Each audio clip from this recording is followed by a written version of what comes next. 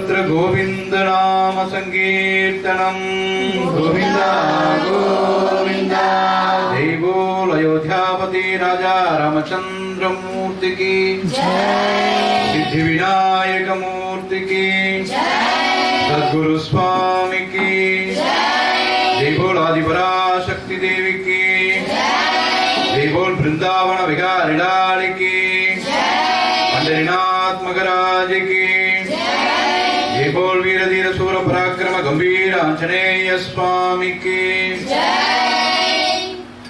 नारायण हरि नारायण हरि नारायण हरि नारायण नारायण हरि नारायण हरि नारायण हरि नारायण नारायण हरि नारायण हरि नारायण हरि नारायण हरि नारायण हरि नारायण नारायण हरि नारायण नारायण हरि नारायण नारायण हरि नारायण हरि नारायण हरि नारायण हरि नारायण हरि नारायण। जय बोल पंढरीनाथ महाराज की जय। जय बोल वृंदावन विहारी लाल की जय। திருப்பதி மலை வாழும் வெங்கடேசா, திருமகள் மனம் நாடும் ஸ்ரீனிவாசா, ஏழுமலை வாசா, திருப்பதி மலை வாழும் வெங்கடேசா, திருமகள் மனம் நாடும் ஸ்ரீனிவாசா, ஏழுமலை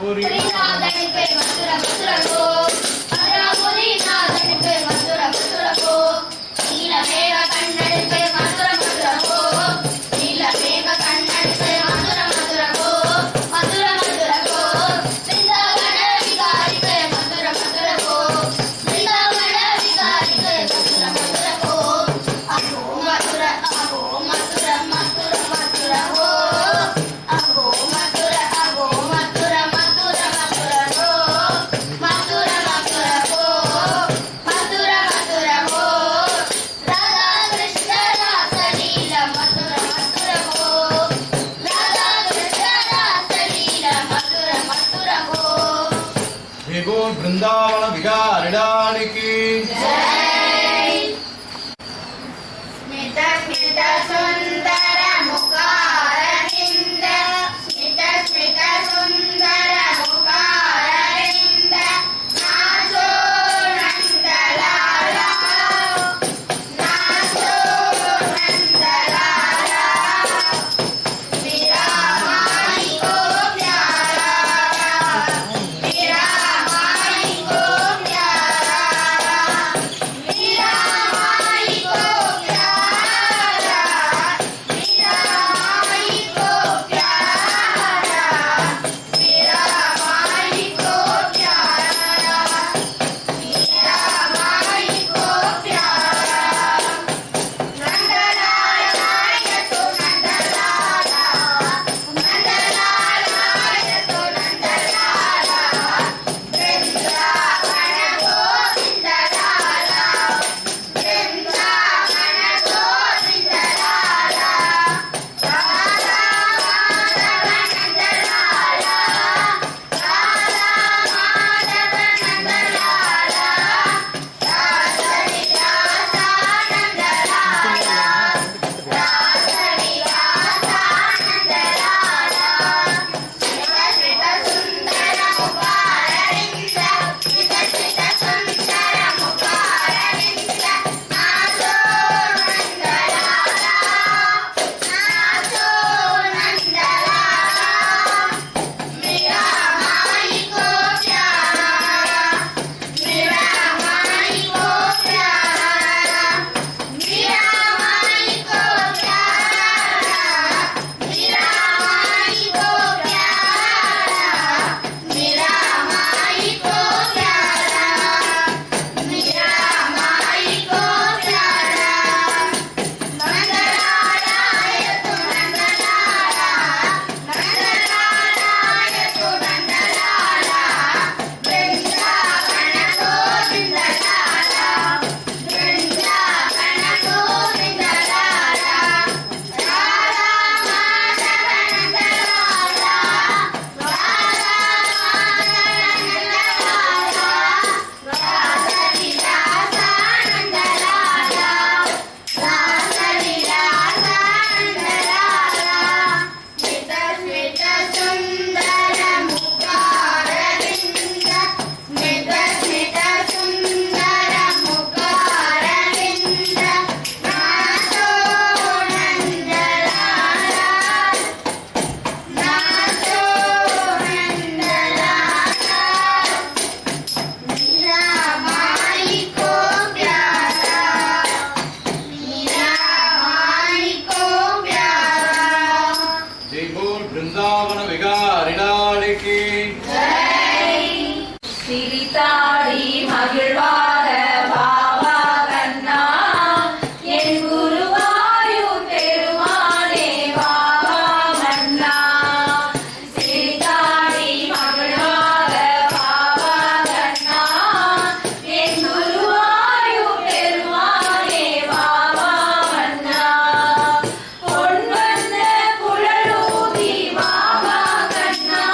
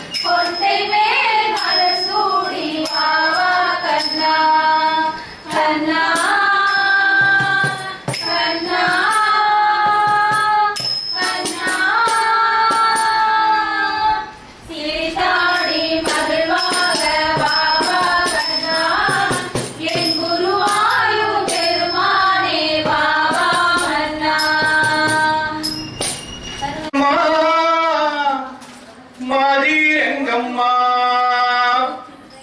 ரங்கம்மா மாதே ரங்கம்மா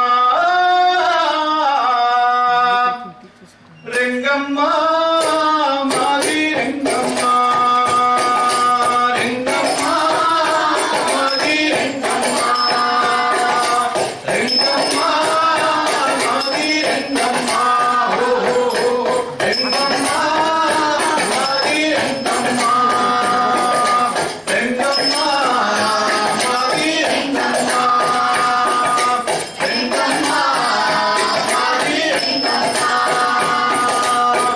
ஆயிரே ரங்கம்மாதி ஆயிரே ரங்கம்மாதி ஆயிரே ரங்கம்மாதி ஆயிரே ரங்கம்மாதி ஆயிரே ரங்கம்மாதி ஆயிரே ரங்கம்மாதி ஆயிரே ரங்கம்மாதி ஆயிரே ரங்கம்மாதி ரங்கம்மா மாதி ரங்கம்மா ரங்கம்மா மாதி ரங்கம்மா முக்தாபல நந்தனாகி பீதாம்பர நந்தனாகி முக்தாபல நந்தனாகி பீதாம்பர நந்தனாகி முக்தாபல நந்தனாகி பீதாம்பர நந்தனாகி முக்தாபல கரணிம் யாரே மாரே வாரே ரங்கம்மா கரணிம் யாரே மாரே வாரே ரங்கம்மா ரங்கம்மா மாரி ரங்கம்மா ஓ ரங்கம்மா மாரி ரங்கம்மா ரங்கம்மா மாரி ரங்கம்மா ரங்கம்மா மாரி ரங்கம்மா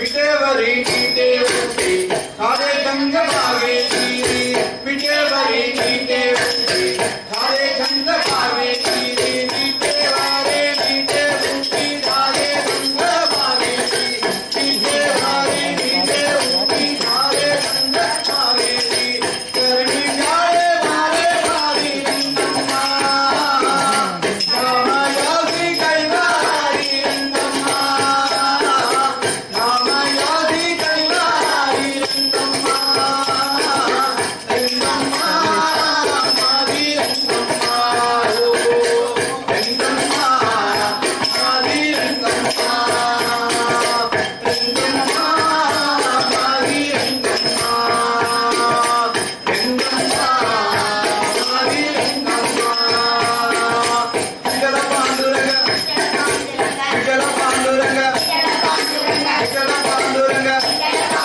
விஜல பாண்டுரங்க விஜல பாண்டுரங்க விஜல பாண்டுரங்க பாண்டுரங்க பாண்டுரங்க பாண்டுரங்க பாண்டுரங்க பாண்டுரங்க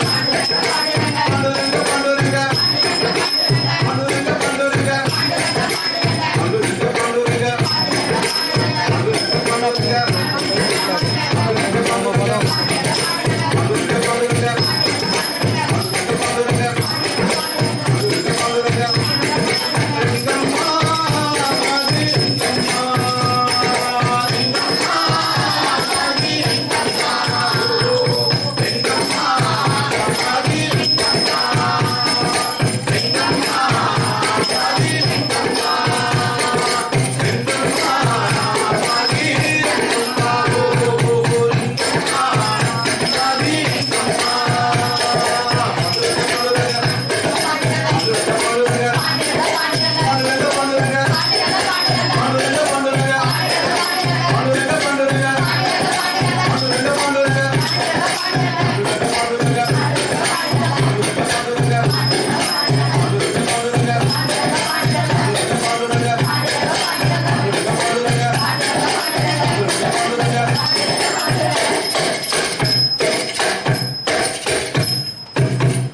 रंगनायकी समेत रंगनाथ स्वामी की जय। गंभीर मारुति वीर मारुति गंभीर मारुति वीर मारुति गंभीर मारुति वीर मारुति गंभीर मारुति ज्ञान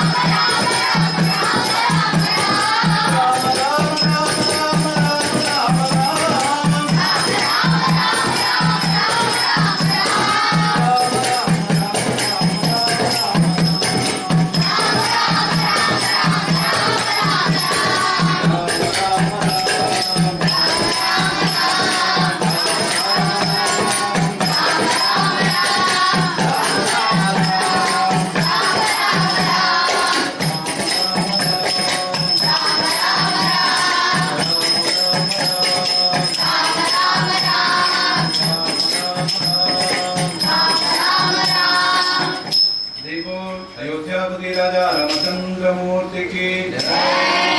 धीर धीर सुर पराक्रम गंभीर आंजनेय स्वामी की सर्वत्र एकवाक्यता हरिनाम संकीर्तनम हरि ब्रह्मोय सत्यम। ओम श्री हरिये नमः।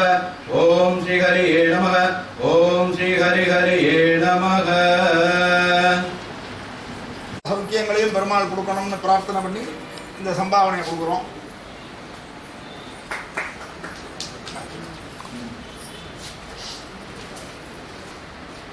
எல்லாருமே பாகவதம் தான் உட்காண்டே வாங்கிக்கலாம்.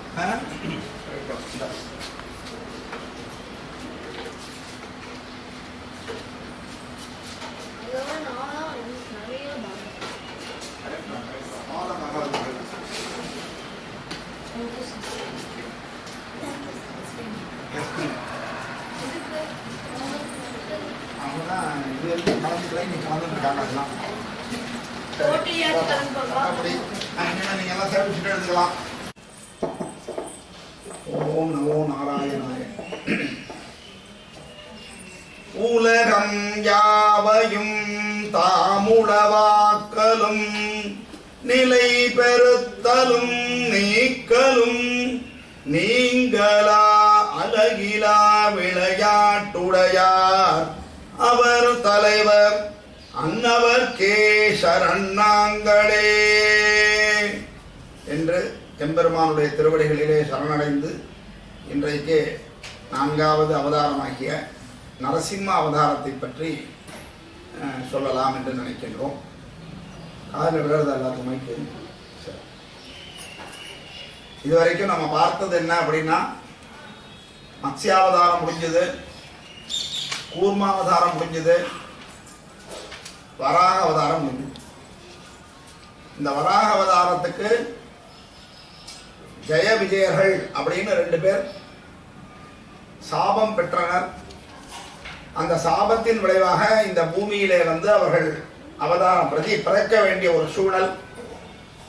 பெருமாள் என்ன சொல்கிறார், 7 ஜென்மாக்கள் என்னுடைய பக்தனாக இருந்து என்னை வந்து சேர்வையா, அல்லது 3 ஜென்மாக்கள் என்னுடைய பரம எதிரியாக இருந்து வந்து சேர்வையான்னு கேட்டார்.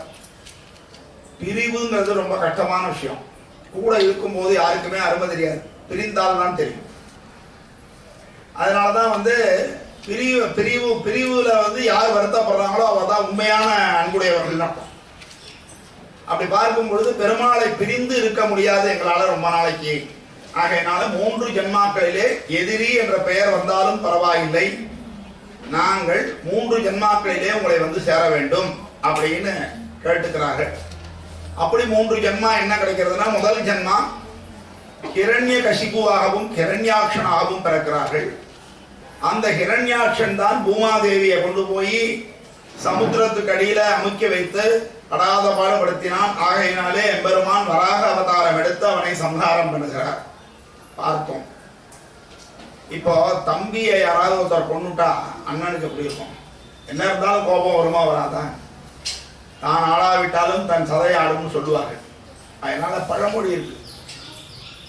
அதனால அவனுக்கு கோபம் இயல்பாவே வந்து ராட்சசர்களுக்கு தெய்வ சக்திகள் மேல கோபம் இருக்கும். அது இன்னும் கொஞ்சம் எரியற நெருப்புல எண்ணெயை விட்ட மாதிரி ஆயிடும். ஆகையினால இந்த ஹிரண்யகசிபுவுக்கு ஏகப்பட்ட கோபம் இருக்கிறது. ஹிரண்யகசிபு என்ன பண்ணான் அப்படின்னா, அவன் நல்ல ஞானி. இந்த ராட்சசன்னு சொல்றோமே தவிர அவர்கள் எதுக்கும் யூஸ்லெஸ் அப்படின்னு நம்ம நினைக்கப்படாது. நிறைய திறமைகள் அவர்கள்ட்ட இருக்கும், நிறைய விஷயங்கள் இருக்கும். ஒண்ணு குணம் மட்டும் கொஞ்சம் போதாது, அவ்வளவுதான். ஒரு கல்யாணத்துக்கு மாப்பிள்ளை பார்க்கணும்னு போனாங்க. மாப்பிள்ளை வந்து பீடி சிகரெட் கிடையாது, மாமிசம் கூட சாப்பிட மாட்டார், டாஸ்மாக் பக்கம் போகவே மாட்டார், சூதாட்டம்லாம் கிடையாது, வேற சகவாசம் கிடையாது, இதெல்லாம் இருக்குன்னு சொல்லிட்டு. ஆனா அவர் எப்ப பார்த்தாலும் பொய் மட்டும் பேசுவாங்க. இவ்வளவும் உண்மையான்னு தெரியல. இப்போ ஒருத்தன் பொய் மட்டும் பேசாம இருந்துட்டாங்கனாலே அவன் மீதி தவறுகள் எது செஞ்சாலும் அதுல இருந்து மீண்டு வர முடியும்.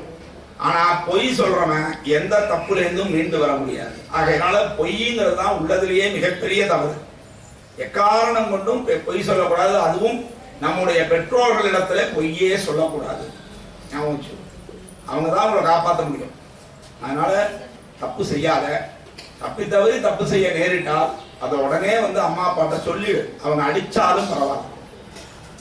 அப்படி அம்மா அப்பாக்களை நான் என்ன கேட்டுக்கிறேன்னா, எதுக்கெடுத்தாலும் அடிக்கிறது, எதுக்கெடுத்தாலும் கோபப்படுறதுன்னு வச்சுக்காம, அந்த குழந்தைகள் கன்ஃபஸ் பண்ணும்போது அவர்களை புரிந்து கொண்டு அவர்களுக்கு ஆறுதலாக சொல்லி அவர்களை இப்படி பண்ணக்கூடாதுன்னு சொன்னோம்னா, அடுத்த தடவை தப்பு பண்ணா தைரியமா அவன் சொல்லுவான். எதுக்கெடுத்தாலும் அடிச்சு கோபப்பட்டீங்கன்னா உங்ககிட்ட குழந்தை உண்மையை சொல்ல மாட்டான். எப்போ? இப்போதைக்கு சொல்லுவான். டிபெண்டா இருக்கிற வரைக்கும் நீங்க என்ன பண்ணாலும் உங்களை சுத்தி தான் வருவான். ஆனா அவன் எப்போ இண்டிபெண்டா மாறுறானோ அன்னைக்கு நிலைமை மாறும். அதனால நம்ம அப்படியே நம்ம கிட்ட உண்மையை சொல்ல வைக்கணும் குழந்தைய. அந்த அளவுக்கு நீங்க நடந்துக்கணும். ஆகையினால அப்படி இருக்கும் பொழுது இந்த ஹிரண்யகசிபு என்ன ஆகிறது, அதான் சொன்னேன், இவனுக்கு எல்லா குணங்களும் உண்டு, சாமர்த்தியங்கள் உண்டு, குணம் தான் பத்தாது. ரெண்டாவது அவர்களுடைய கோபத்திலேயே ஒரு நியாயமும் இருக்கும். அதுல ஒன்றும் சந்தேகமும் இல்லை. தம்பியை கொண்டுட்டான் அப்படின்னா கோபம் வருமா வராதா? தவிர இந்த அவதாரத்துடைய நோக்கம் என்ன சொல்லியிருக்கோம் நம்ம, பெருமாளினுடைய பரம எதிரியாக இருந்து அப்படின்னு தான் வந்திருக்கான். அப்ப அவன் எப்படி அந்யோன்யமா இருக்க முடியும்? பிறக்கும் போதே நீயும் எதிரியா தான் இருக்கணும் இந்த ஜென்மா பூரா அப்படின்னு பெருமாள் நியமிச்சுட்டான்னா கடைசி வரைக்கும் எதிரியா தான் இருக்க வேண்டியிருக்கும். நம்ம நினைச்சா கூட மாற முடியாது. அதனால இவனுடைய படைப்பின் நோக்கமே எதிரியாக இருப்பது. அதனால பெருமாளை எதிர்க்க வேண்டும். இப்ப விரோதியாவே ஆயாச்சு. தம்பியை கொன்னதுனால இன்னும் விரோதம் அதிகமா போயிடுத்து. இந்த ஹிரண்யகசிபு என்ன பண்றான் அப்படின்னா நல்ல வேதங்கள்லாம் படிச்சிருக்கான். இன்னைக்கு பாருங்க, பிராமணர்கள் கூட வேதம் படிக்கிறது இல்லை, ஆனா இன்னைக்கு ராட்சசர்கள் கூட வேதம் படித்திருக்கிறார்கள். பெரிய விஷயம். சரி, இப்ப வேதம் நினைச்ச உடனே படிக்க முடியுமானா முடியாது. சின்ன வயசுல ஒரு 6 வயசுலேருந்து ஆரம்பிச்சு ஒரு 7 வருஷம் 13 வயசு 14 வயசுக்குள்ள கத்துண்டால் விசேஷம். அதுக்கப்புறம் கத்துண்டால் அது வந்து சுமார் தான். ஏதோ எக்ஸ்ட்ரா ஜீனியஸா இருக்கிறவங்க எந்த வயசுல வேணா எதை வேணா கத்துக்கலாம். நார்மலா இருக்கிறவங்களுக்கு வயசுன்னு உண்டு. அதனாலதான் இளமையில் கல். இது வேதத்துக்கு மட்டும் சொல்லல, படிப்பும். அந்த பீரியடு நீங்க ஒழுங்கா படிச்சுட்டீங்கன்னா, ஒரு 15 வயசு 18 வயசு வரைக்கும் நீங்க ஒழுங்கா படிச்சுட்டீங்கன்னு சொன்னால் உங்களை அசைக்கவே முடியாது. அதுக்கப்புறம் நம்ம லைஃப் பூரா என்ஜாய்மெண்ட். நான் விளையாட்டா கேட்பது உண்டு, என்னுடைய டியூஷன் மாணவர்கள்ட்ட எப்பவுமே கேட்பேன், டேய் உனக்கு வந்து ஒரு 60 வயசு அல்லது 70 வயசு ஆயுள்னு வச்சுப்போம், கிட்டத்தட்ட 60 வச்சுப்போம், ஏன் ரொம்ப ஆசைப்படணும், போரும் எனக்கே அது போரும் தான். 60 வயசு உனக்கு ஆயுசு. நல்லா கவனி, இந்த கணக்கு ரொம்ப புரிஞ்சுட்டா ரொம்ப ஈஸியா இருக்கும், ரொம்ப சின்ன கணக்கு. 60 வயசு உனக்கு ஆயுசு. முதல் 20 வருஷம் கஷ்டப்பட்டேன்னா பாக்கி 40 வருஷம் நீ சந்தோஷமா இருக்கலாம். முதல் 20 வருஷம் ஜாலியா என்ஜாய் பண்ணி ஊரை சுத்தி உருப்படாத போயிட்டேன்னா பாக்கி 40 வருஷமும் கஷ்டப்படணும். அப்போ 20 வருஷம் கஷ்டப்பட்டுட்டு 40 வருஷம் சுகப்பட போறியா, 20 வருஷம் சந்தோஷமா ஊரை சுத்தி விட்டு அப்புறமா 40 வருஷம் நீயும் கஷ்டப்பட்டு உன் புள்ள குட்டி பொண்டாட்டி எல்லாரையும் கஷ்டப்படுத்த போகிறாங்க. இதை புரிஞ்சுன்னா போறோம். முதல் 20 வருஷம் ஒழுங்கா இருந்தது. அதனாலதான் பிரம்மச்சரியம்னு வச்சா நம்ம சாஸ்திரத்துல. அந்த பிரம்மச்சாரியா இருக்கிறவனுக்கு ரொம்ப கட்டுப்பாடுகள் உண்டு.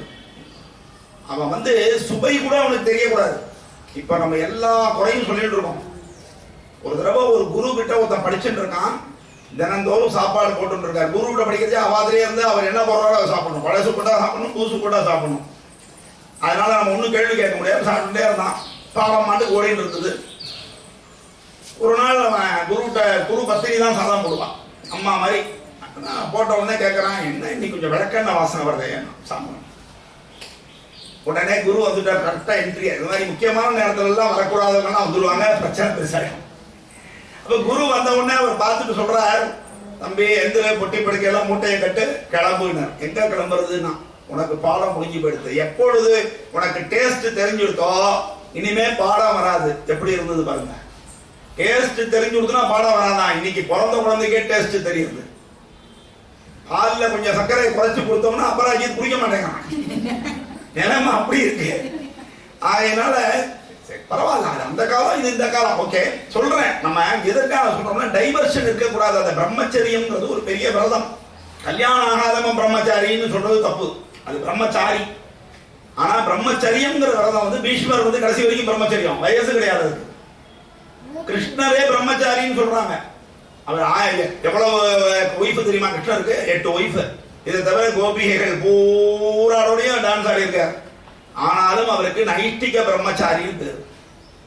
அதே மாதிரி யாருன்னா நித்திய உபவாசி அப்படின்னா, துர்வாசருக்கு பேர் நித்திய உபவாசின்னு. அப்படின்னா தினந்தோறும் பட்னியாகும். அவர் தொப்பை மட்டும் இங்கேருந்து அது வரைக்கும் இருக்கும். எங்க போனாலும் விருந்து சாப்பிட்டு தான் இருப்பார். ஆனா அவருக்கு பேர் என்ன? நித்திய உபவாசி. ஏன்டா அப்படி பேருன்னா, சாப்பிட்ட உடனே அப்படியே டிரான்ஸ்ஃபர் பண்ணிடுவார். சர்வம் ஸ்ரீ கிருஷ்ணார்ப்பணம். பிரம்மச்சரியம்ங்கிறது ஒரு விரதம். அது மாதிரி ஒருத்தருக்கும் நியமங்கள் கட்டுப்பாடுகள் இருக்காது. கட்டுப்பாடுகளோடு நம்ம வாழ்ந்தால் சிறப்பாக வாழ முடியும். அதுக்காக அதை சொல்லிட்டு இருந்தேன். ஹிரண்யகசிபு பொறுத்தவரையில அவன் அவ்வளவு ஞானங்கள் உடையவன், வேதங்களை கற்றவன். அதுதான் நான் சொல்ல வரேன். அதாவது இப்ப நம்ம படிக்க மாட்டேங்கிறோம் அப்படிங்கிறத விட வேதம்ங்கிறது ரொம்ப கஷ்டமான விஷயம். அவ்வளவு எளிமையா கத்துக்க முடியாது. அதனாலதான் பிரம்மச்சாரிகள் வந்து வெத்தலைபாக்கு போடக்கூடாதுன்னு ஒண்ணு. வெத்தலைபாக்கு போட்டா நாக்கு தடிச்சு போயிடும், உச்சரிப்பு வராது. ஒண்ணு இல்ல, தமிழ்லயே இருக்கு தெரியுமா? வித்தியாசம் தெரியறதா? இதெல்லாம் இருக்கு. ஹயக்ரீவர் அர்ச்சனை பண்ணும்போது இவ்வளவு வார்த்தையும் வரும். அதனால நம்ம மதம் வந்து வாழ்க்கைக்கு தேவையானதை எல்லாம் கொண்டதுதான் நம்முடைய சமயம். சும்மா வந்து பெருமாளை கும்பிடு, சூடத்தை ஏற்று அவர் பக்கத்திலேயே கொண்டு அவர் துணியில படுற மாதிரி அகல் விளக்கவையே அப்படின்னு சொல்லல. இருக்கட்டும். இப்போ இந்த ஹிரண்யகசிபு வந்து எப்படிப்பட்டவன் பார்த்தோம். இவன் வந்து பிரம்மா கிட்டேயே வேதம் படிச்சான். டீச்சரை வச்சுதான் சிஷ்யனுக்கு மரியாதை. பரசுராம சீடன் அப்படின்னா அந்த அதுவே ஒரு கர்வம். அன்னை நாமகிரி ஸ்கூல் ஸ்டூடெண்ட் அப்படின்னா அது ஒரு கர்வம். அதனால இன்னைக்கு தான் நினைச்சேன் நீங்க இன்னும் வரவே இல்லைன்னு. அப்படி இருக்கும் பொழுது இவன் என்ன பண்றான், அப்படி இருந்தவன் வரமெல்லாம் நிறைய வாங்கிக்கிறான். பிரம்மாவை நோக்கி தபஸ் பண்ணியிருக்கான். தபஸ் பண்ணி நிறைய பவர். இவனுக்கு என்னன்னா இவனே படைக்கக்கூடிய ஆற்றல் உடையவன். அவ்வளவு சக்தி கொடுத்துட்டார் அவனுக்கு பிரம்மா. தபஸ் பண்ணா கொடுத்துதான் ஆகணும். அதனாலதான் சொன்னார் கடமையை செய் பலனை எதிர்பார்க்காதேன்னு. என்ன அர்த்தம், கடமையை செஞ்சா கொடுத்துதான் ஆகணும். பஸ்மாசுரன் கதை உங்களுக்கு எல்லாம் தெரியும். பஸ்மாசுரன் கதையில என்னாச்சு, சிவபெருமானை நோக்கி அவன் தபஸ் பண்றான். தபஸ் பண்ண உடனே எனக்கு சாகாத வரம் வேணும்னு கேட்கறான். அவர் அது மட்டும் கொடுக்க முடியாது, அது ஒண்ணு மட்டும் யாருக்குமே கொடுக்க முடியாது. ஏன்னா நம்ம வரும்போதே டேட்டா பிக்ஸ் பண்ணிட்டு தான் வரும். ரிட்டர்ன் டிக்கெட் போடாம இந்த பூமிக்கு நம்ம வரல. அதனால அதை தவிர எது வேணா கேளு அப்படின்றத. அப்பதான் சொல்றான், நான் என்னுடைய வலது கையை யாருடைய தலையில வைக்கிறனோ அவர்கள் பஸ்மமாகணும். பாருங்க, இவர் யோஜனை பண்ணிட்டு தான் கொடுக்காம இருக்கலாம். ஆனா தபஸ் பண்ணிட்டான், சாகாத வரம் கொடுக்க முடியாது, பாக்கி எது கேட்டாலும் கொடுத்துட்டான். உடனே அவர் தலையில எதை வைக்கணும். இப்ப என்ன பிரச்சனை சிவபெருமானுக்கு, அவரை அழிக்க முடியாது. நிச்சயமா மும்மூர்த்திகளுக்கு அழிவு கிடையாது, இது எல்லாருக்கும் தெரியும். சிவனை மட்டும் யாராலையாவது அழிக்க முடியுமா? முடியாது. ஆனா வரம் பொய்யாயிடுங்க. யார் தலையில் வைத்தாலும் அப்படின்னா அதுல சிவபெருமானம் இன்க்ளூடு. அப்போ வரம் கொடுத்ததுக்காக தான் பஸ்மமாக முடியுமா? இல்ல பஸ்மம் ஆகலைன்னா வரம் பொய். ஃபர்ஸ்ட் ஆளு உண்மையிலேயே வச்சா வரலி ஐயாண்டுவான். அப்போ பொய்யன்னு பேர் வாங்குறதா அல்லது அழிவில்லாதவன் அழியக்கூடியவன் ஆயிடுவானா? எப்படி ஒரு தர்ம சங்கடம் பண்ண. அதுக்குத்தான் சிவபெருமான் வந்து அச்சப்படுகிற விஷயம். அப்புறம் ஸ்ரீமன் நாராயணன் மோகினி அவதாரம், அப்போ ஒரு தடவை மோகினி அவதாரம் எடுத்து இது பண்றார், அந்த பிரச்சனையை தீர்த்து வைக்கிறார். அப்படி இருக்கும் பொழுது என்ன ஆகிறது, இந்த ஹிரண்யகசிபுக்கு வரம் கேட்கிறான். என்ன வரம் கேட்கிறான் அப்படின்னா, நான் எப்படி வரம் பாருங்க, நல்லா கவனிங்க, அருமையான வரம் கேட்கிறான். நான் பகலிலும் சாகக்கூடாது, ராத்திரியிலும் சாகக்கூடாது. இருக்கிறதே ரெண்டு தான். ஒரு ஜோசியன்ட்ட போய் என்ன குழந்தை பிறக்கும்னு கேட்டா, உனக்கு ஆண் பிறக்கும் இல்லைன்னா பெண் பிறக்கும்னு சொன்னா, இது என்ன ஜோசியம்? அது என்ன ஜோசியம் தேவையில்லை, அது நமக்கே தெரியுமே. அது மாதிரி நான் ராத்திரிலையும் சாகக்கூடாது, பகல்லையும் சாகக்கூடாது. ரைட்டா? அடுத்தது, மனிதர்களாலும் சாகக்கூடாது, தேவர்களாலும் சாகக்கூடாது. உலகத்திலே படைக்கப்பட்ட பிரம்மனால் படைக்கப்பட்ட யாராலும் எனக்கு அழிவு வரக்கூடாது. எந்த விலங்கு, ராவணனாவது என்ன பண்ணா, குரங்கிய மனுஷனையும் விட்டுட்டான். இவன் யாரையும் விடல. பிரம்மாவால் படைக்கப்பட்ட யாராலும் எனக்கு மரணம் வரக்கூடாது. சரி, அது போச்சு. அப்புறம் படைக்கருவிகள், ஆயுதங்கள் வரக்கூடாது, மந்திரங்கள் வரக்கூடாது, வீட்டுக்கு உள்ளேயும் வரக்கூடாது, வீட்டுக்கு வெளியிலையும் சாவு வரக்கூடாது, பூமியிலையும் சாவு வரக்கூடாது, ஆகாசத்திலையும் சாவு வரக்கூடாது. எப்படி எல்லாம் கேட்கலாம் பாருங்க, காம்ப்ளிமெண்டரியாவே கேட்கலாம். அதுக்கப்புறம் என்ன ஆகிறது, எந்த படைக்கருவியாலையும் கூடாது. அப்புறம் அதை கேட்டான், மந்திரங்களால வரக்கூடாது. துர்வாசர் மாதிரி சாபம் கொடுத்து நம்மளை ஒழிச்சுடலாம் அப்படின்னா அதுவும் முடியாது. வேத மந்திரங்கள் கூட என்னை ஒண்ணும் பண்ணக்கூடாது. இப்படி வரம் வாங்கி வச்சிருக்கான். இப்போ இவனுக்கு எவ்வளவு திமிரு இருக்கும். ஒண்ணும் இல்லாத நமக்கே இவ்வளவு இருக்கும் பொழுது இவ்வளவு வரம் வாங்கி வச்சிருக்கான். இப்போ மேலெழுந்த வாரியா பாக்குறச்சு இது எதையுமே சொல்ல, நம்ம கதை தெரியறதுனால நம்ம ஹாப்பியா இருக்கும். இல்லைன்னா இவ்வளவு வரம் வாங்கி வச்சிருக்கானா இவன் எப்படா காலி பண்றது அப்படிங்கிறதால ஒரு குழப்பம் இருக்கும் நமக்கு. அப்ப என்ன ஆகிறது, இப்படி வாங்கினதுனால அவனுக்கு அகங்காரம் ஜாஸ்தி. என்ன பண்ணுவானா, குளிக்கிறதுக்கு காவேரியை கங்கையெல்லாம் பத்தலையான்னு. அதனால இந்த வானவெளியை தாண்டி போய் அங்க வந்து பியூர் வாட்டர் இருக்கான், அங்க போய் குளிச்சுட்டு வருவான். அதே மாதிரி காத்தால டிஃபனுக்கு ஒரு லோகத்துக்கு போவான், மத்தியானம் லஞ்சுக்கு சத்தியலோகம் போயிடுவான், நைட்டு தூங்குறதுக்கு நாகர்லோகம் போயிடுவான். இப்படி அலைவான். அவ்வளவு பவர், ஃபாஸ்டஸ்ட் வெஹிக்கிள் வச்சிருக்கான் ஒரு கையில. நீங்க ராக்கெட்லாம் இருக்கு இல்லையா, அது மாதிரி இதெல்லாம் வந்து அறிவியலுக்கான முன்னோடி. ராக்கெட் இருந்தது அப்படின்னா இருந்தது, புஷ்பக விமானம் இருந்திருக்கு. அத தமிழ் புராணங்களையும் சொல்லியிருக்காங்க. சிவ சிந்தாமணியில புஷ்பக விமானம் பற்றி எல்லாம் வருது. அதை இல்லாததை சொல்ல முடியாது. ராமாயணத்துல இருக்கு, மகாபாரதத்துல இருக்கு, எல்லாத்துலயும் இருக்கு புஷ்பக விமானம். அமைப்பை பத்தி கவிஞர்கள் வர்ணிச்சது வேணா வேறையா இருக்கும். சயின்ஸ் தெரிஞ்சவன் வந்து வர்ணிச்சா அது வேற. ஆனா ஒரு கவிஞன் வர்ணிக்கும் பொழுது சில இடங்கள்ல மாற்றங்கள் இருக்கலாம், அவ்வளவுதானே தவிர இருந்து. ரிக்வேதத்துல விமானத்தை பத்தி சொல்லியிருக்காங்க. ஆனா நம்ம என்ன சொல்றோம், விமானத்தை கண்டுபிடித்தவர்கள் ரைட் சகோதரர்கள். ரைட்டான விஷயத்தை விட்டுட்டு ராங்கான விஷயத்தை சொல்லி 2 மார்க் குவிஸ்ல கைத்தட்டி வாங்கிடுவான். நம்ம இதான் நம்ம எல்லாத்தையும் விட்டுட்டோம். வேப்ப மரத்துக்கு அமெரிக்கா வாங்கிடுச்சு பேட்டன் ரைட். இங்க ஆத்தாவை கும்பிட்டுக்கிட்டு எதுக்கெடுத்தாலும் வேப்ப மரத்துக்கு பின்னாடி சுத்திக்கிட்டு இருக்கிற நாம விட்டுட்டோம். வேப்ப மரம்னால இந்தியா தான் விட்டுட்டோம். அவன் அமெரிக்காக்காரன் வாங்கிட்டான். நீ எதுக்கு அதுல இருந்து பேட்டன் ரைட் வாங்கிருக்கான்? ஏன்னா நமக்கு நம்ம மேல நம்பிக்கையும் இல்லை, மதிப்பும் இல்லை. அதான் காரணம். நாம் உயர்ந்தவர்கள். இந்த பாரத தேசத்துல பிறந்திருக்கிற ஒத்தொத்தரும் உயர்ந்தவர்கள். மிகப்பெரிய புண்ணிய பூமியில நீங்க பிறந்திருக்கீங்க. அந்த உணர்வை மட்டும் விட்டுடாதீங்க. உங்களுக்கு விஷயம் தெரியாம இருக்கலாம், ஆனா உங்களுக்குள்ள அந்த விஷயம் இருக்கு. அதுதான் நான் சொல்றேன். நமக்கு தெரியாமலேயே நம்ம ஃபாலோ பண்றோம். ஒரு ஃபாரினர் கேட்டான், கும்பமேளா பார்த்துட்டு இவ்வளவு கூட்டம், எப்படி இவ்வளவு பேருக்கு எப்படி நீங்க பத்திரிகை அடிச்சு கொடுத்தீங்க? எப்படி வாட்ஸ்அப் SMS எல்லாம் கிடையாது அந்த காலத்துல, எப்படா இவ்வளவு கூட்டம் கேட்கறீங்க? உடனே போய் உள்ள போய் நம்ம ஆளை குடும்பி வச்சிருக்கிறவர் ஒரு புஸ்தகத்தை எடுத்து காமிச்சார். அதுக்கு பேர் தான் பஞ்சாங்கம்னு பேர். அதுல பார்த்தா கொஞ்சம் கொஞ்சம் கொஞ்சம் எழுதிருக்கோம். பஞ்சாங்கத்தை படிக்கிறது சாதாரண விஷயம் கிடையாது. அதுல ஒரு மூலையில கும்பமேளா அது மூன்று எழுத்துல எழுதிருக்கு. இதை பார்த்து தங்க வரணும். ஐயோப்பா, ஒரு விளம்பரம் இல்ல, பெரிய கொட்டை எழுத்துல எதையுமே எழுதல. ஒரு பஞ்சாங்கம், பல பேருக்கு பார்க்க தெரியாத ஒரு பஞ்சாங்கத்துல ஒரு மூலையில இத்தினூறு எழுதியிருக்கீங்க. இதுக்கு இவ்வளவு கூட்டம் வருகிறது என்று சொன்னால், நவராத்திரி நம்ம எத்தனை பத்திரிகை வச்சு எத்தனை பேருக்கு கொடுத்தோம்?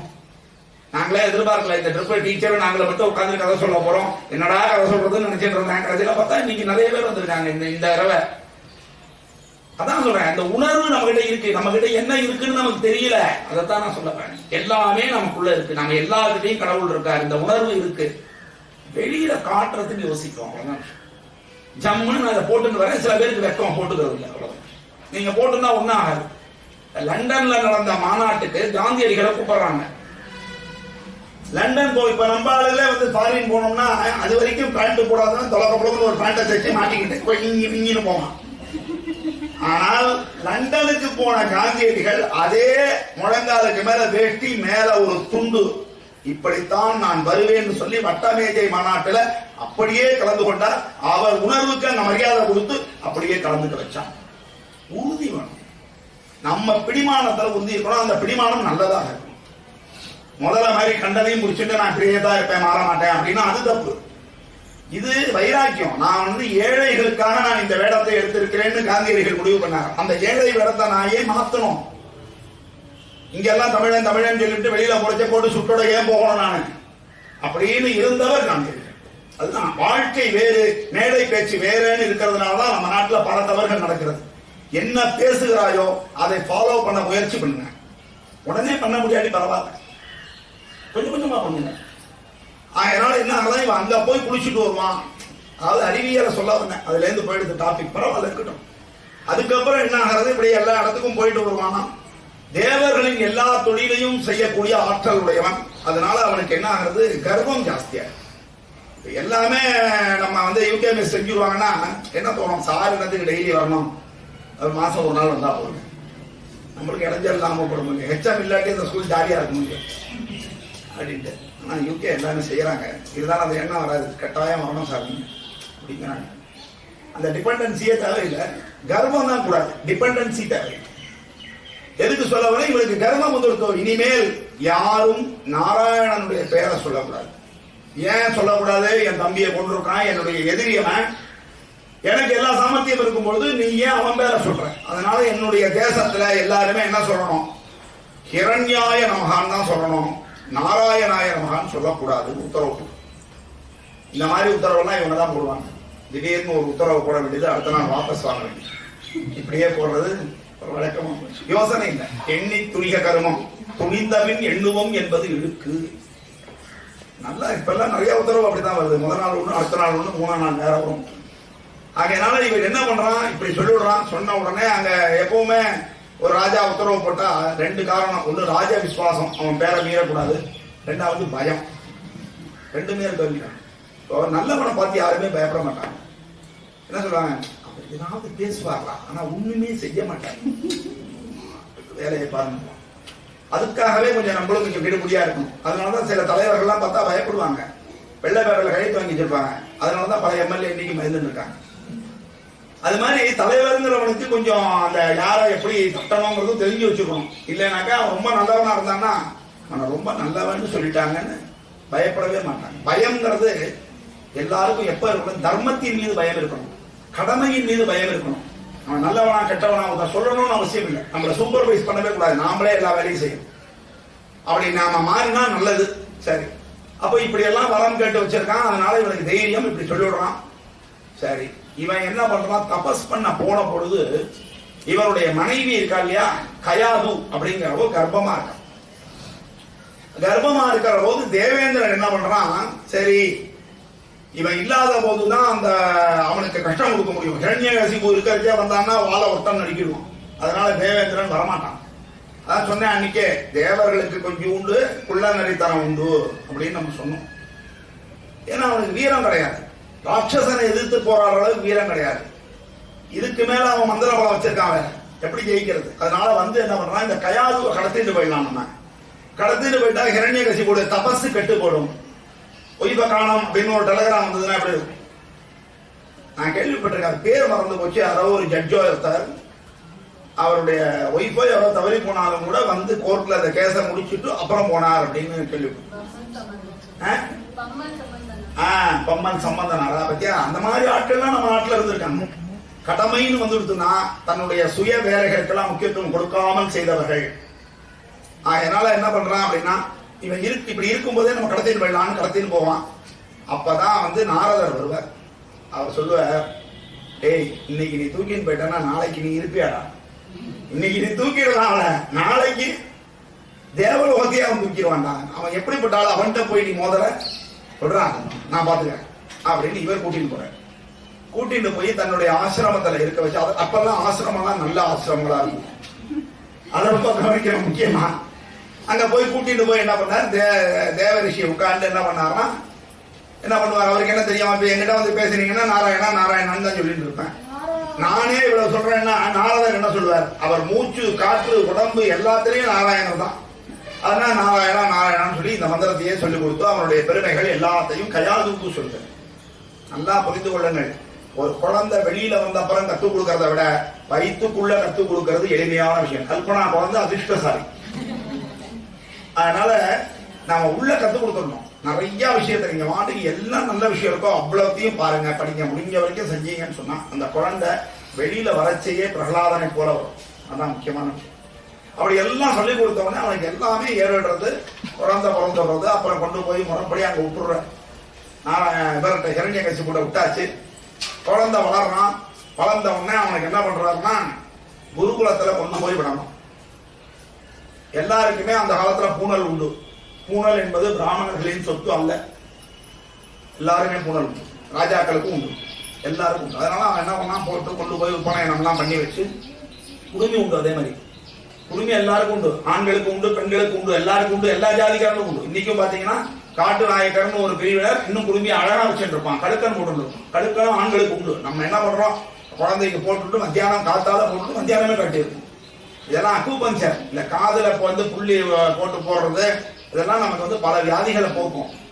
இன்னைக்கும் பாத்தீங்கன்னா நம்ம கோபாலகிருஷ்ணன் சார் வந்து கடுக்கன் கோபாலினே பேர் இருக்கு, கடுக்கன் போட்டு. எனக்கு ரொம்ப ஆசை, நான் இத்தனை நாளைக்கு அப்புறம் போட்டுனா நல்லா இருக்கு. அதனால என்ன ஆகுறது, அந்த ஹிரண்யகசிபுக்கு வந்து குழந்தைய கொண்டு போய் விடுறான், குருகுலத்துல விடுறான். அந்த குருகுலங்கிறது இவருடைய கண்ட்ரோல்லே இருக்கு. அதனால சிலபஸை தான் ஃப்ரேம் பண்ணுவோம், நம்ம சமச்சீர் கல்வி மாதிரி. அதனால ஃப்ரேம் பண்ணியாச்சு.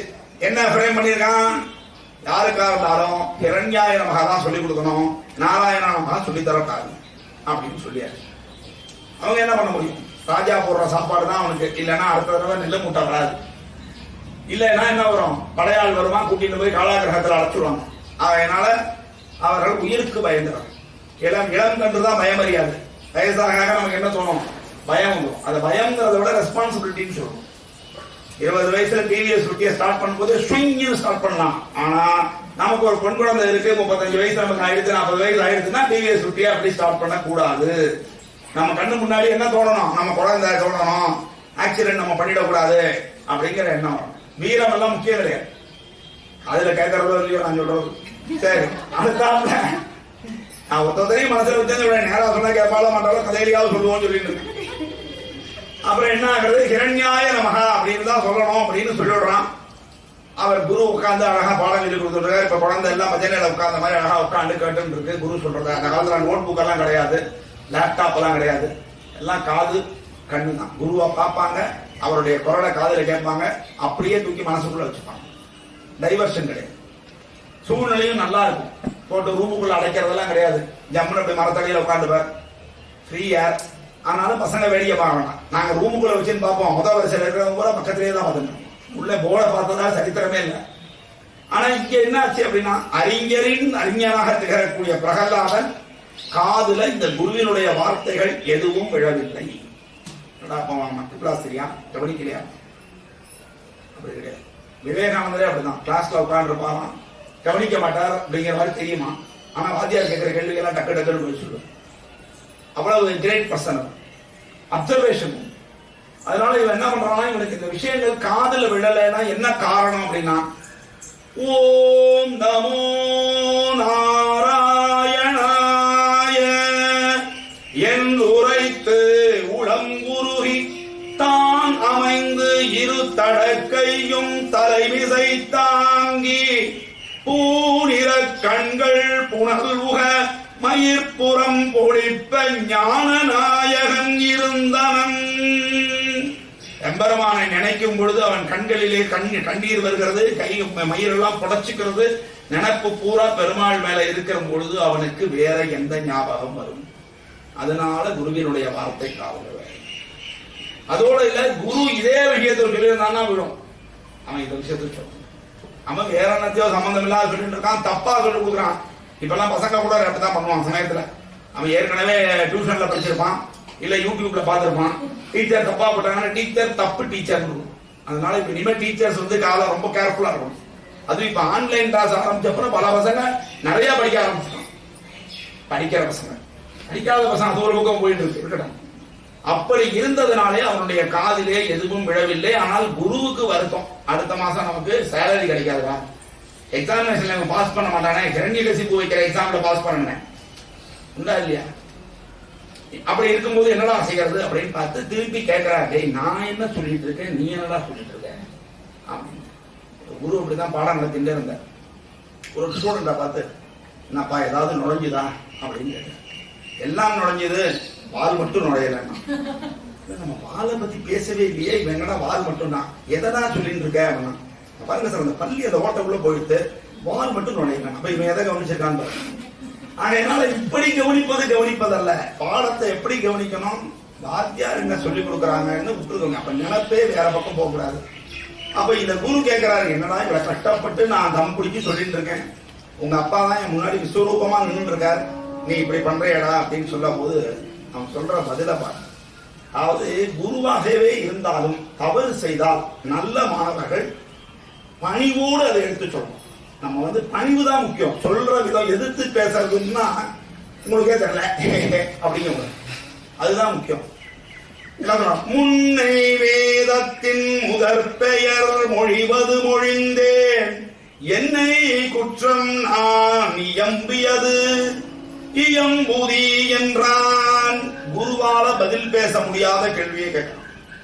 நீங்க வேதம் எல்லாம் படிச்சிருக்கீங்க, ஒரு சர்டிபிகேட் ஒன்று முடியும், பிஎட் முடிச்சா தான் டீச்சர் இருக்க.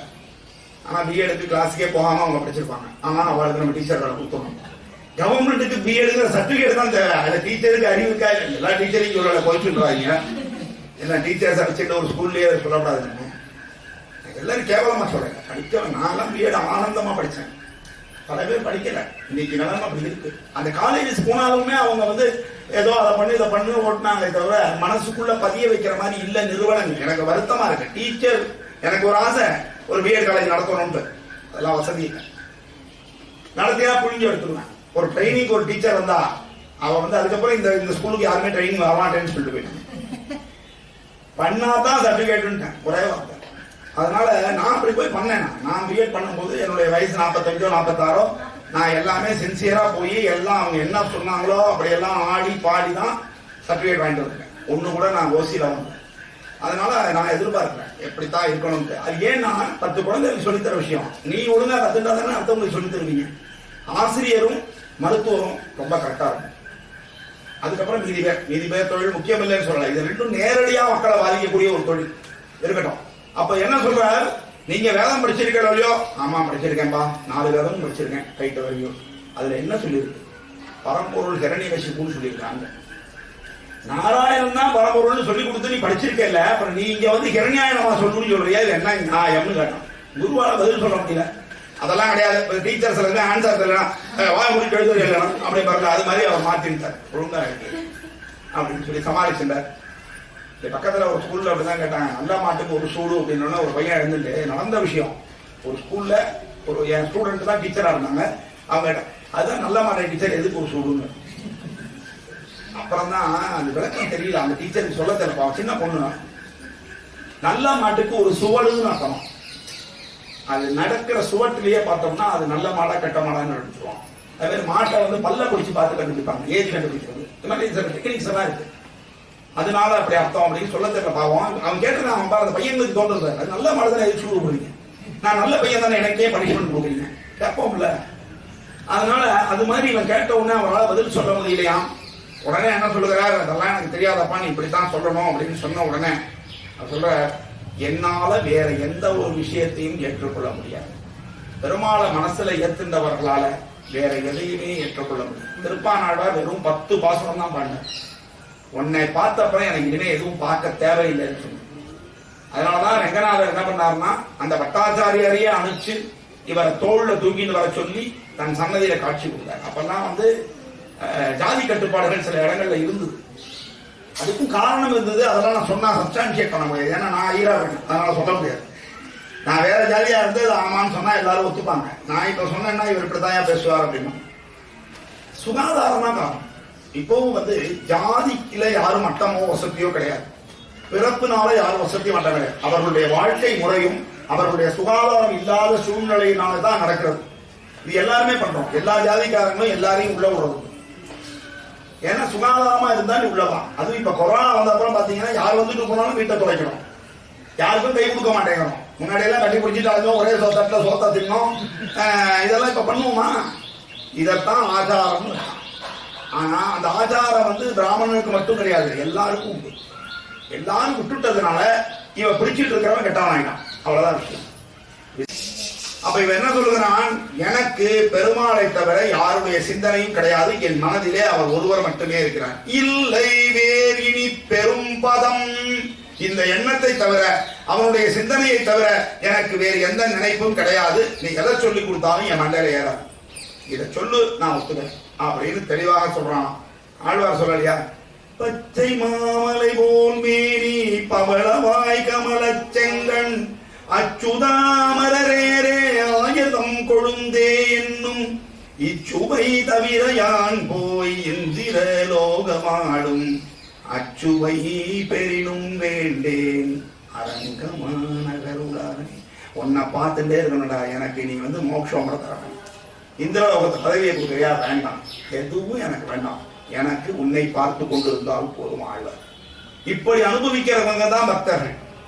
அதை தான் புரிஞ்சுக்கணும். நம்ம கோவிலுக்கு போறோம், எல்லா வேலையும் பண்றோம், அதெல்லாம் கோவில் நல்லா இருக்கணுங்கிறதுக்காக பண்றோம். இங்க இருக்கிற ஐயருக்கு சாப்பாடு வேணும், கோவில்ல வந்து தீபம் ஏற்றணும், வழிபாடு வேணும், என்ன வாங்கி கொடுத்தாலும் பெருமாளுக்கு திருமஞ்சனம் பண்ண முடியும், இதெல்லாம் பண்ணுங்க. ஆனால் அது மட்டுமே பக்தி அல்ல. அதற்கு மீறி உங்கள் மனசுக்குள்ள அந்த பெருமாளை கொண்டு வரணும். கொண்டு வந்தால் பக்தியை நீங்க ஜெயிக்க முடியும். இதோட ஒண்ணு சொல்றேன், கூட்டமாக பக்தி செய்ய முடியாது. கூட்டமா பிரேயர் பண்ணலாம், பாராயணம் பண்ணலாம், தப்பு கிடையாது. ஆனால் பக்திங்கிறது கூட்டமா செய்யற விஷயம் கிடையாது. தனித்தனி ஆன்மா தனித்தனியா பெருமாளிடத்திலே உங்களை ஐக்கியப்படுத்திக் கொள்ள வேண்டும். அதற்கு உறுதுணையா இருக்கிறவர்கள் ஆச்சாரிய புருஷர்கள், அவர்கள் உங்களை வழிகாட்டு, நல்லவர்கள் வழிகாட்டுவார்கள். நீங்க தான் பிடிச்சுக்கணும். மனசுக்குள்ள ஒத்தொத்தரும் தனித்தனி, உங்களுக்காக இன்னொருத்தர் பிரேயர் பண்ண முடியாது. சாதாரண விஷயங்களுக்கு பண்ணலாம். ரைட், அப்படி நடந்தது. உடனே என்ன ஆகிறானா, சரி அப்புறம் பிரகலாதனை கொண்டு போய் ராஜாட்ட விடணும். ராஜாட்ட விடுறான். ராஜா என்ன பண்றான், நம்ம குழந்தை வந்துட்டேன் அப்படின்னு சொல்லி அழகா இடுப்புல தூக்கி மடியில தூக்கி வச்சுக்கிறான் குழந்தைய. முன்னாடியெல்லாம் குழந்தைய அப்படிலாம் கொஞ்சுவாங்க. அதுக்கு பேர் ஒண்ணு, நல்ல பேர் வச்சோம்னா அந்த பேரை சொல்லி தான் கூப்பிடும். சா ஏ அப்படிங்கிற வார்த்தையெல்லாம் வராது. புரியல, இந்த விளக்கமா சொல்லணுமா? சாட்டர்டே அப்படின்னு திட்டம் பண்ணணும், பஃபல்லோ அப்படின்னு திட்டம் பண்ணணும். இதெல்லாம் குழந்தைகளுக்கு சொல்ல வார்த்தை கிடையாது. ஆனா இப்ப நம்ம அடிக்கடி பயன்படுத்துற வார்த்தைகள் இதுதான். இத்தனைக்கும் ஒரு புள்ள 2 புள்ள வச்சுட்டு, எங்க பாட்டிக்கு 15 புள்ள, அதாவது பெரிய பாட்டிக்கு 8 புள்ள, 2வது ஒய்ஃபுக்கு 7 புள்ள, எங்க தாத்தாவுக்கு மொத்தம் 15. அது மாதிரி சத்திர மாதிரி நடந்துட்டு இருக்கும். அவர் மாம்பழம் வாங்கினாருன்னா ஒரு கூடையில தான் வாங்குவார். இத்தனைக்கும் அவர் வந்து சாதாரண வாத்தியார் தான், பெரிய கொடி சொன்னாங்க. அவர் சொத்தை பூரா அடிச்சு திருடிட்டாங்க அவங்க சொந்தக்காரங்களே. ஆனாலும் அதை பத்தி எல்லாம் கவலைப்படல. குழந்தை ஆனந்தமா அது மாட்டுக்கு புரண்டு விளையாடிட்டு இருக்கோம். அந்த 2 மண்ணையை உடைச்சிட்டு இருக்கோம். எங்க பாட்டிக்கு மூதம் படிச்சுட்டு இருப்பா ஜாலியா. இப்படித்தான் குழந்தைகள் வளர்ந்தார்கள். நீங்க என்ன நினைக்கிறீங்க? எப்படி சார் 2வது குழந்தைய வளர்க்கறது? நீயா வளர்க்கிற 2வது குழந்தைய? அவன் வளர்க்கிறான். 15 குழந்தைய வளர்க்கிறானே. உங்க 2வது குழந்தைய வளர்த்துற மாட்டானா? மினிமம் 2 குழந்தை இருக்கணும் சுவாமி வீட்டுல. அப்பதான் அந்த குழந்தைகளுக்கு ஒருத்தருக்கு ஒருத்தர் அண்ணன் தங்க அண்ணன் தம்பி அப்படிங்கிற பாசம் இருக்கும். ஏதோ சின்ன சின்ன சண்டைகள் வரும், பங்காளி சண்டை கூட வரட்டும். ஆனாலும் கூட முக்கியமான நேரத்துல ஒருத்தருக்கு ஒருத்தர் உபகாரமாகவும் உதவியாகவும் இருப்பார்கள். அதுதான் முக்கியமான விஷயம். அப்படி இருக்கும் பொழுது எடுத்துன்னு வந்து மடியில வச்சுட்டு கேட்கறான். அப்பதான் என்ன சொல்றான்னா, யார் வந்து யாரை பார்த்தான்னு கம்பநாட்டாழ்வார் சொல்றான். இது வந்து இப்ப நான் உங்களுக்கு சொல்ற கதை ராவணனுக்கு விபீஷணன் சொன்னதாக சொல்லப்படுகின்ற கதை. ராவணன் தப்பு பண்றான்னு ஒண்ணு பெருமாளுடைய பவரை காட்டுறதுக்காக சொன்ன விஷயம் இது. அப்பதான் இவன் சொல்லுகிறான், தாதையை கண்டான் துணை இலான் தனை துணை என உடையவன் தொழுதான். அருமையான வார்த்தை. துணை இலாந்தனை துணை என உடையவன் தொழுதான். 2 அர்த்தம். யாருக்கு துணை தேவையில்லை அப்படின்னா பெருமாளுக்கு துணை தேவை. அவர் யாராவது துணை பெருமா வேணும்னு அவர் துணையை ஏற்றினாதான் உண்டே தவிர அவரால் எல்லாமே செய்ய முடியும். அப்படி இருக்கிற துணை இல்லாதவனை துணை என கொண்ட பிரகலாதன் தொழுவான். பிரகலாதனுக்கு யார் துணையா இருக்கா? எம்பெருமான் துணையா இருக்கான். எப்படி இருக்கான்றதை நான் நாளைக்கு பார்க்க போறோம். அப்படி இருக்கிறச்ச அப்படிப்பட்டவன் தொழுதான். இது ஒரு வசனம். இன்னொரு அர்த்தம் பாருங்க. துணை இல்லாந்தனை, யாருக்கு துணை இல்லை அப்படின்னா கெட்டது செய்யறவனுக்கு துணை கிடையாது. பெரும்பாலும் காப்பாற்ற மாட்டார். மனுஷங்களும் அவனை மதிக்க மாட்டாங்க. இன்னைக்கு ஒருத்த கேட்கிற, ஒருவன் இறந்ததை தீபாவளி என்று கொண்டாடலாம். என்ன சமுதாயம் இது? நாகரிகமற்ற சமுதாயம். அப்படிங்க அந்த ராட்சசன் இருந்திருந்தான்னா தெரியும். இப்ப பேசுறது எப்படி வேணா பேசுறான். ஒரு நரகாசுரன் கிட்ட இருந்து மக்கள் அவஸ்தைப்பட்டிருந்தால் ஏன் நம்ம அந்நியர்கள் ஆட்சியில நம்ம படாத பாடுபடல? ஸ்ரீலங்கால தமிழர்கள் படாத பாடுபடல? அவனுக்கு தான் தெரியும் அந்த வழி. நியூஸ்ல பேப்பர் மாதிரி பார்த்தா நமக்கு நியூஸ் இது. பக்கத்து வீட்டுக்காரன் கொரோனா வந்தா நாம கவலைப்பட மாட்டோம். நம்ம வீட்டுல வந்துட்டா அலர்றோம். அதுதான் எல்லாமே. தனக்குன்னா ரத்தம், மற்றவனுக்குன்னா தக்காளி சட்னி தான். ஆகையினால என்ன சொல்றோம் அப்படின்னா, துணை இல்லாந்தனை அவனுக்கு துணை கிடையாது. ஏன்னா தர்மத்தின் பக்கம் இல்லாததுனால அவனுக்கு துணை இல்லை. துரியோதனன் தர்மத்தின் பக்கம் இல்லாததுனால துணை இல்லை. ராவணன் தர்மத்தின் பக்கம் இல்லாததுனால துணை இல்லை. எவன் ஒருவன் தர்மத்தின் பக்கம் இல்லையோ அவனுக்கு துணை இருக்க. அதுதான் விஷயம். அதனால அப்படி துணை இல்லாத ஹிரண்யனை இவன் என்ன பண்ணான்? துணை என உடையவன். யார துணையா வச்சிருக்காங்க? பெருமாளை துணையா வச்சாலும் சேவிக்கிறான். இப்ப இந்த ஒரே வார்த்தையில கம்பநாட்டாழ்வார் அந்த தத்துவத்தை அருமையா சொல்றார். நமக்கு பெருமாளுடைய துணை தேவை. அந்த துணை எப்பொழுது கிடைக்கும் என்று சொன்னால், நாம் முடிந்த அளவுக்கு தர்மப்படி வாழ்ந்தால் அவன் வருவான் தானா. நீ அவனை தேடி போக வேண்டியதில்லை என்ற அளவிலே இருக்கிறது. நாளைக்கு ஹிரண்யகசிபுவும் அவனுடைய பையனும் என்ன பேச போகிறார்கள்? அதுல ஹிரண்யகசிபு திருந்த போறானா, இல்ல பிரகலாதனை ஏதாவது பண்ண போறானா, அப்படி பண்ணதுல இருந்து எப்படி எல்லாம் காட்சிகள் மாறுகின்றன, எம்பெருமான் எப்படி காட்சி கொடுக்க போகிறான் என்பதெல்லாம் நாளை பார்க்கலாம் என்று சொல்லி இந்த அளவிலே நிறைவு செய்கிறோம். மீனோடாமை கேடல் கோளரியாய் வானார் குரலாய் மழுப்படை முனியாய் பின்னும் ராமர் இருவராய் பாரில் துண்ணிய பரந்தேர் துவரை மன்னனுமாய் கலிதவித்தருளும் கல்கியாய் மற்றும் மலிவதற்கெண்ணும் வல்வினை மாற்ற நானா உருவும் கொண்டு நல்லடியோர் வானார் இன்பம் இங்குறவருதி கண்டிலம் கதி உனையன்றி மற்றொன்றும் என்று அவன் திருப்பாதங்களிலே சரணடைந்து நிகழ்ச்சியை நிறைவு செய்கிறோம். Narayana Narayana Narayana. Adinatuக்கு star birthday. Let us greet her. Happy birthday to you. Happy birthday to you.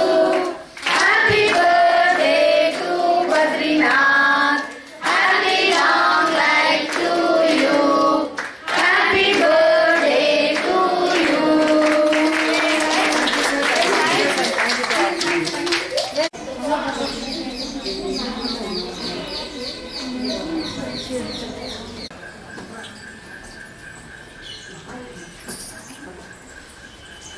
போட்டி என்னன்னு பாத்தீங்கன்னா 6 வேண்டாமே. அப்படின்னா என்னன்னா இங்க வந்து 5 கலர்ஸ்ல ரப்பர் பேண்ட் வச்சிருக்கோம். இப்போ வந்து டைஸ் ஒன்று இருக்கு.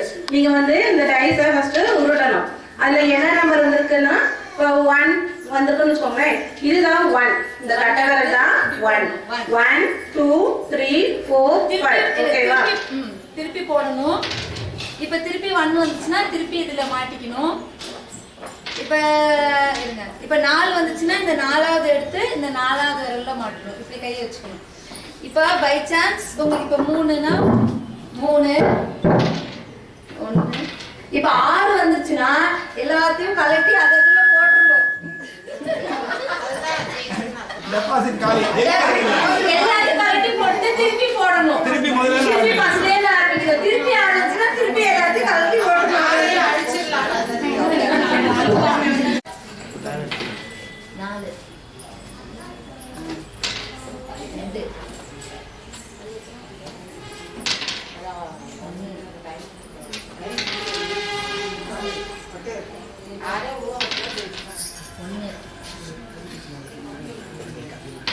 நல்லா மாட்டுங்க. 5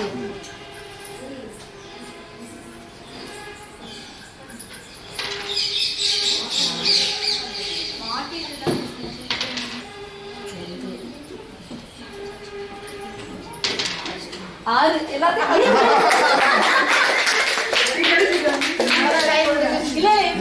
முடியல.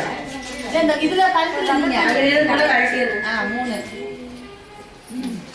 10 minutes தான் இருக்கு. 10 seconds தான் இருக்கு. 4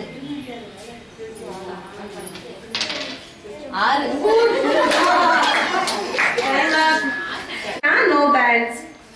நம்ம சிஜிக்கு இப்படி தான் 6 அப்ப நோ லாஸ். 4 தப்பு 4 சொல்லக்கூடாது. கரெக்ட் தான்.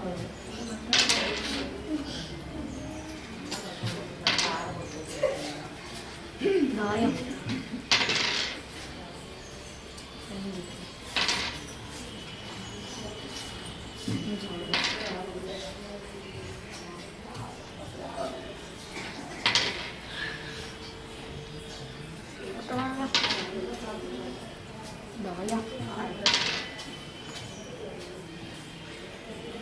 6 மட்டும் போடுறாங்க.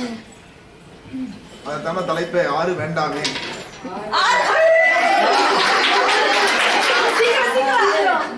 seconds தான் இருக்கு. டைம் அப். ஒரு பேண்ட். நெக்ஸ்ட் கவிதா.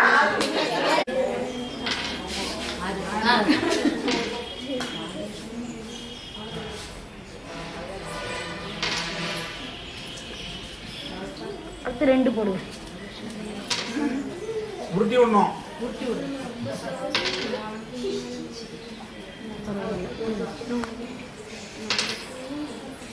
நாயம் காயம்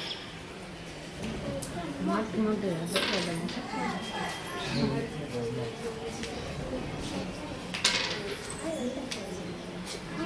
அதில் 6 போயிருக்காது.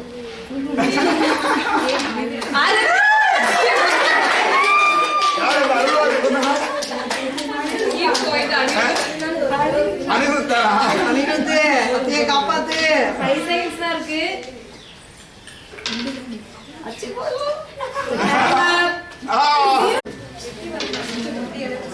வந்தோடனே தாயம் பட்டாங்க. 3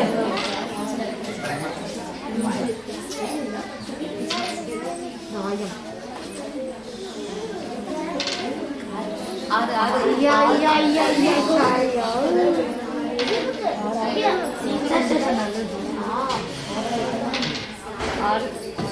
பிறங்கி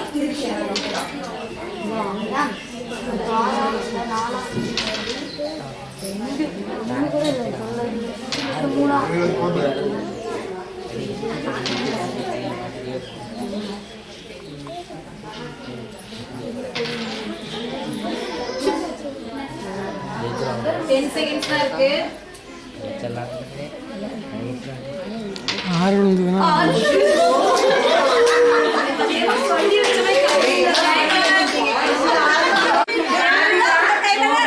நெக்ஸ்ட் கல்பனா.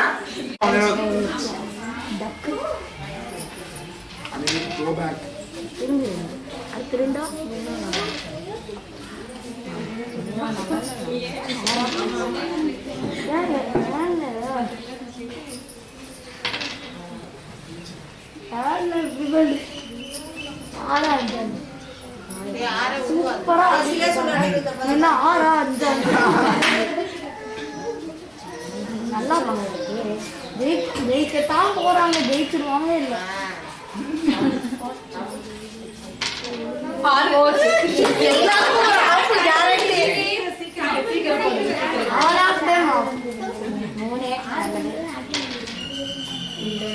அடுத்து 1 செகண்ட் தான் இருக்கு.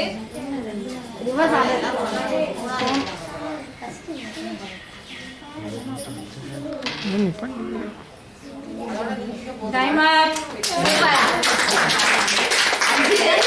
Kalpana 5 bands. Next Sanjay Prabhu.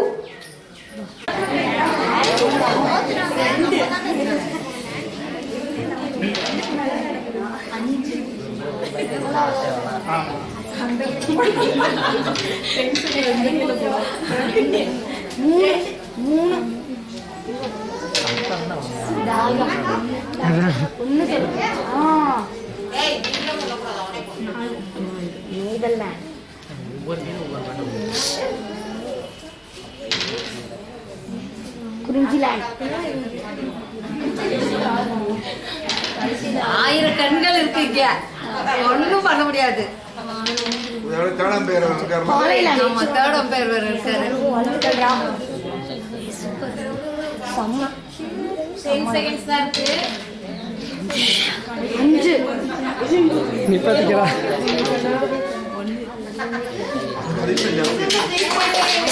Time up. Sanjay Prabhu 11 bands. Next Hariharan. உருட்டுங்கண்ணே. எடுத்து கீழே போட்டு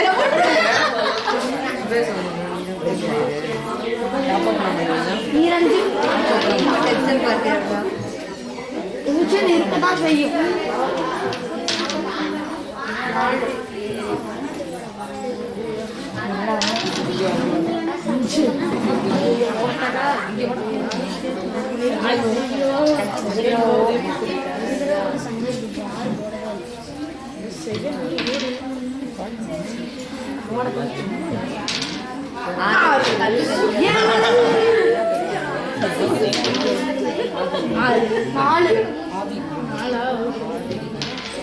நாலு 6 5 seconds தான் இருக்கு.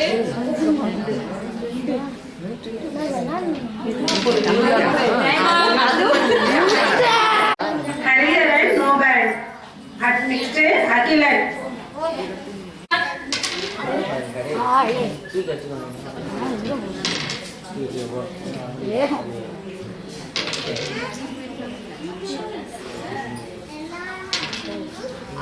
ஐயோ ஐயோ ஐயோ. அடுத்து 2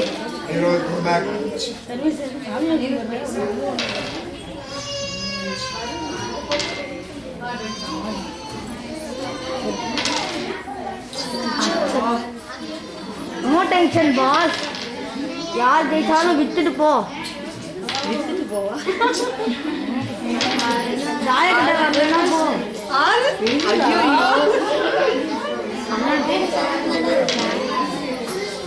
10 seconds தான் இருக்கு.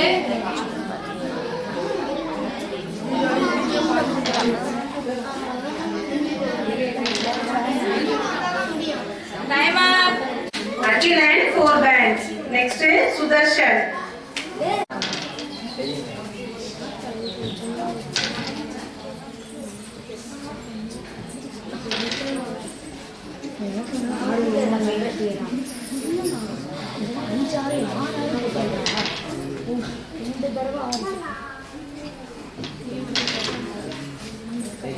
சகுனிதா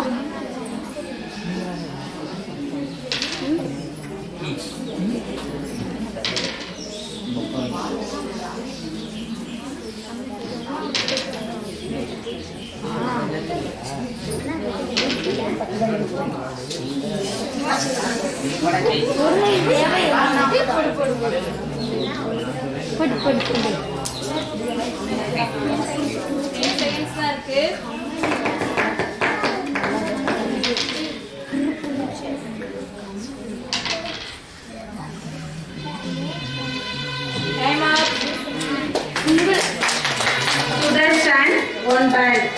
Next is Sharveshwaran.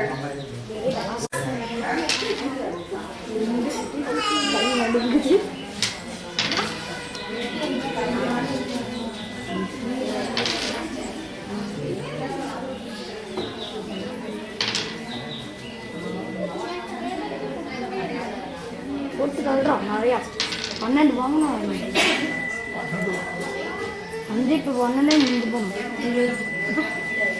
11 tie break வந்தால் டை பிரேக் வர வேண்டியதான். ஐயோ டேய்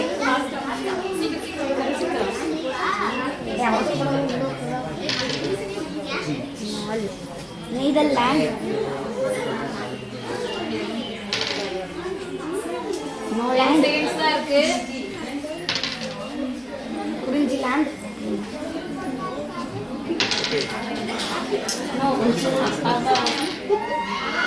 Time up. Sharveshwaran, no band. எந்த முடிஞ்சதா?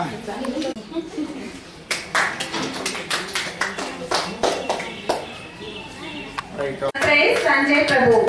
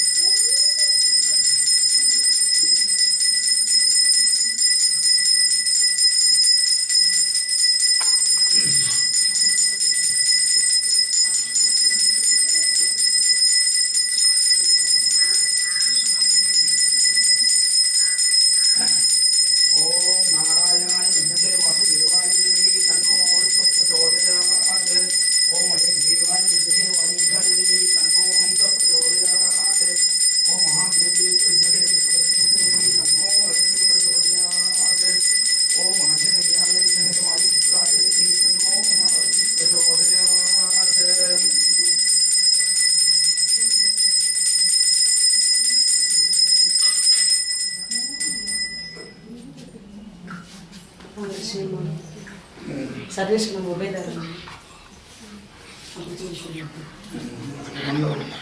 போட முடியுமா?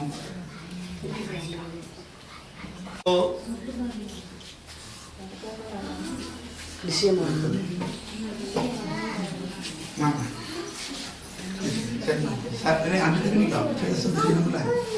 सर्वाभीष्ट सिद्धिरस्तु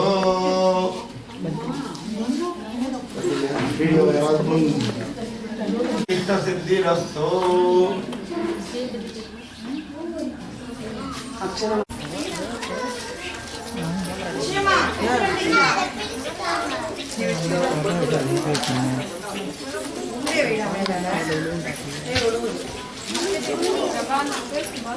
हाथ लगा रही